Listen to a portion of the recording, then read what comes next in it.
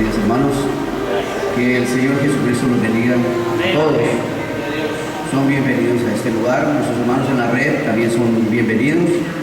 Esperamos que los temas que estamos hablando usted los pueda mirar desde el mero comienzo para que lleve una continuidad y pueda entender bien dónde está el trono de Satanás. Hoy creo que terminamos esta parte y luego entramos a lo que es la marca de la bestia, y luego, si Dios nos permite, miraremos la imagen de la bestia, y luego miraremos sobre el famoso quíntuple ministerio, y luego miraremos sobre diezmos y ofrendas si el tiempo nos alcanza. Por ahora vamos a abrir el libro de Apocalipsis, capítulo 2, verso 12 al verso 13. Apocalipsis capítulo 2, verso 12 al verso 13. Y vamos a mirar en esta mañana dónde está el trono de Satanás y el juicio contra la gran ramera y sus hijas. Verso 12 y verso 13 dice así: y escribe al ángel de la iglesia en Pérgamo, el que tiene la espada aguda de dos filos, dice esto: yo conozco tus obras y donde moras, donde está el trono de Satanás, pero retienes mi nombre y no has negado mi fe, ni aun en los días en que Antipas, mi testigo fiel, fue muerto entre vosotros, donde mora Satanás.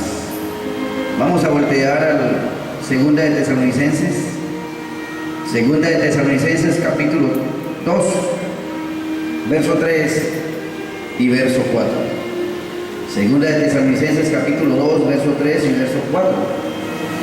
Dice así su palabra: nadie os engañe en ninguna manera, porque no vendrá sin que antes venga la apostasía y se manifieste el hombre de pecado, el hijo de perdición, el cual se opone y se levanta contra todo lo que se llama Dios o es objeto de culto, tanto que se sienta en el templo de Dios como Dios, haciéndose pasar por Dios. Vamos al tercer testigo y al texto donde quedamos el domingo que pasó. Apocalipsis capítulo 17, verso 5. Apocalipsis capítulo 17, el verso 5. Dice así su palabra: y en su frente un nombre escrito, un misterio: Babilonia la grande, la madre de las rameras y de las abominaciones de la tierra. Vamos a inclinar nuestros rostros y vamos a orar. Señor Dios, Padre celestial, Dios de Abraham, Dios de Isaac, Dios de Israel, Dios de los vivos, Padre, ante ti venimos en esta mañana, agradecidos contigo porque todavía hay gente que anhela oír de tu palabra. Hay gente que anhela irse en el arrebatamiento. Hay gente que no se ha rendido a pesar de las dificultades, las tribulaciones, las necesidades, a pesar de enfermedades. Todavía hay gente que persevera en tu palabra. Para ello yo te pido una gran y especial bendición en esta mañana. Nos hemos congregado aquí con el único propósito de conocer lo que está escrito en tu palabra, lo que atiene en cuanto a nosotros en este tiempo, los cumplimientos bíblicos, oh Dios, y la desenmascaración de la religión de Satanás. Padre celestial, permite que nuestro corazón se ensanche al recibir tu palabra, y tu palabra haya allí un nido en lo más profundo de nuestro ser, que es el alma. Permite que nuestra alma se alimente en esta mañana de tu preciosa palabra, y que venga tu Santo Espíritu a nosotros y nos instruya en el poderoso nombre de nuestro Señor Jesucristo. Amén. Pueden sentarse, hermanos. Vamos a continuar. El domingo que pasó estábamos hablando, mirando los textos y los extractos, ¿verdad? Mirando cómo esta religión del último día, es el cristianismo apóstata del último día, traído e instruido por Roma, y lo cual lo tomaron también las organizaciones y las denominaciones, apartaron el oído de la verdad y se fueron a las fábulas, todo lo que enseñan los seminarios y los institutos bíblicos.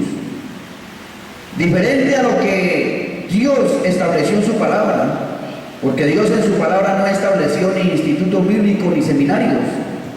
Si usted mira la Biblia y se va a los tiempos antiguos, usted encuentra que los profetas de Dios y los hombres de Dios encontraron a Dios en las montañas o en los desiertos. Y fue Dios mismo quien los apartó y los instruyó.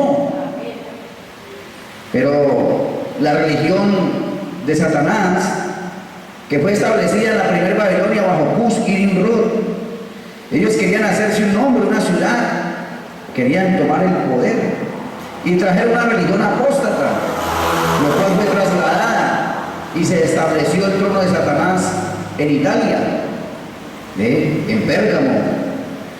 Y entonces allí trajeron al mundo occidental y a todo el mundo esta religión con tres espíritus inmundos a manera de rana, que ya lo hemos mirado por la Biblia. Y miramos que avanzaría el tiempo cuando Dios ha lidiado con su pueblo, pero siempre que Dios ha lidiado con su pueblo y ha levantado un hombre para lidiar con su pueblo, la gente que queda después de que el hombre parte, esa gente se organiza y se denomina. Unos pocos logran quedarse con el mensaje verdadero, como en los tiempos del apóstol Pablo, de Martín, de Irineo, de Colombo, de Lutero, de Wesley. No era la excepción en la edad pentecostal. Dios le dio un mensaje con un mensajero y una voz, y no quisieron. Más bien, ¿qué hicieron ellos? Ellos se trifulcaron o se multiplicaron en dogmas y sectas. Y un movimiento que Dios empezó en la calle Azusa en el año 1906, que fue el movimiento pentecostal. Ese movimiento fue pervertido cuando el movimiento que Dios lanzó, Dios trajo a la tierra,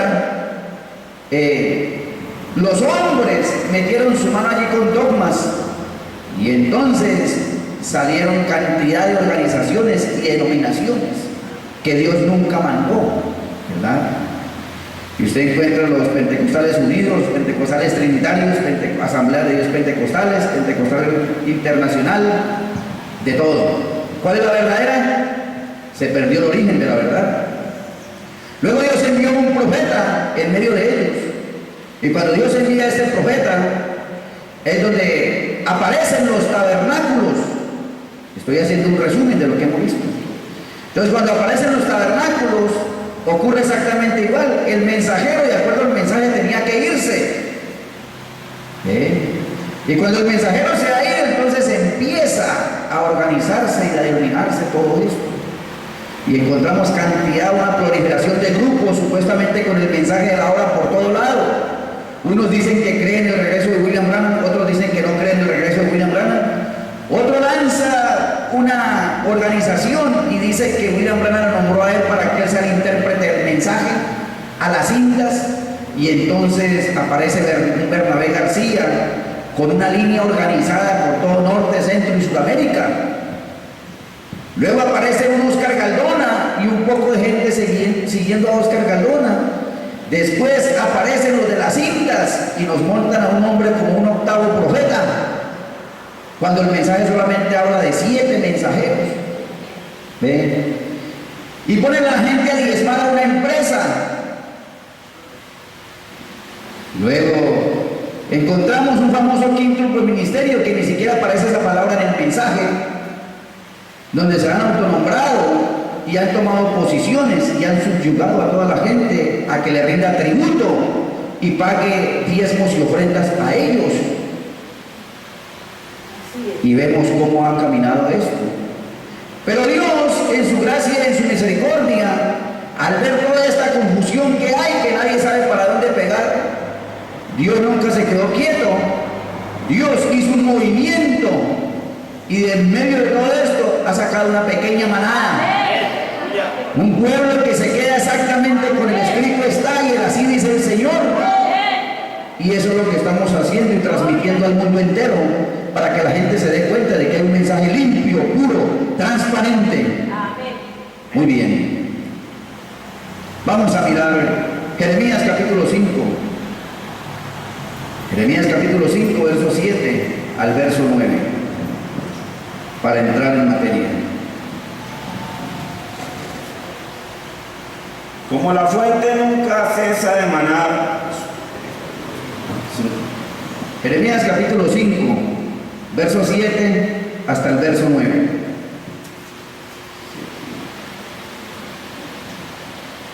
¿Cómo he de perdonar por esto?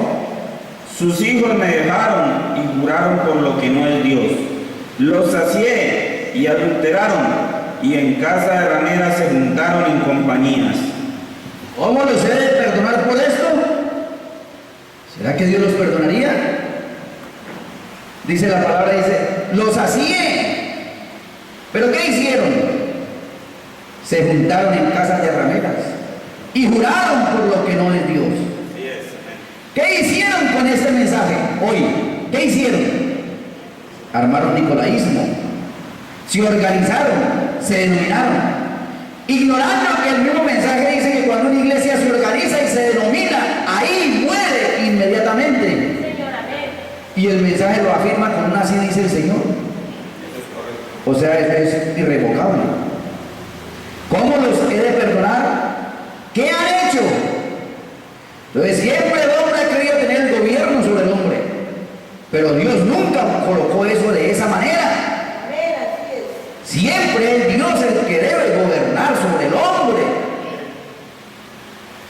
Dice aquí el mensaje, el por qué estoy en contra de la religión organizada. La página 10, versos 46 y 47 dice, Coré, con buena intención, ¿tenía buena intención Coré? Muy buena intención, anduvo con una falsa doctrina, tenía muy buena intención, pero ¿cómo era su doctrina? Falsa. Diciéndole a estos hermanos y mostrándoles por medio del razonamiento que Dios no solo había bendecido a Moisés, el profeta, el mensajero, y solo había bendecido a él, sino que toda la congregación es santa. Eso es lo que decían allá. Y hoy es igual. Hoy es, no, es que no solamente usted tiene que escuchar el mensaje, no, es que Dios envió un quinto por ministerio. Y si usted no escucha el quinto por ministerio, entonces está perdido. ¿Dónde dice eso el mensaje? Gloria al Señor. ¿En qué parte dice eso el mensaje? Yo no he leído eso en el mensaje. No, el mensaje dice que Dios envió un profeta y que por medio de ese profeta es que Dios hace un movimiento y por medio de ese hombre es que trae un mensaje para que el resto, todo el resto de las personas sigamos ese mensaje y vivamos ese mensaje. Amén. Esa es la verdad. ¿Tenía buena intención por él? Igual, muchos preciosos amigos y hermanos tienen muy buenas intenciones. Seguimos. Dijo él, y ahora toda la congregación tiene derecho a hacer esto, y toda la congregación tiene derecho a hacer aquello. Así que ellos consiguieron buenos hombres levitas. ¿Tienen buenos hombres? Claro. Ahora esa es la elección de Dios, lo cual serían llamados hoy en día los ministros. El levita era el ministro del templo. ¿No lo reprendió Moisés por ello? Y aquí, él nunca se puso a hacerlo, irreverente. Él les dijo que tomaron incensarios y que pusieron fuego santo en él, y que pusieran el incienso en parte de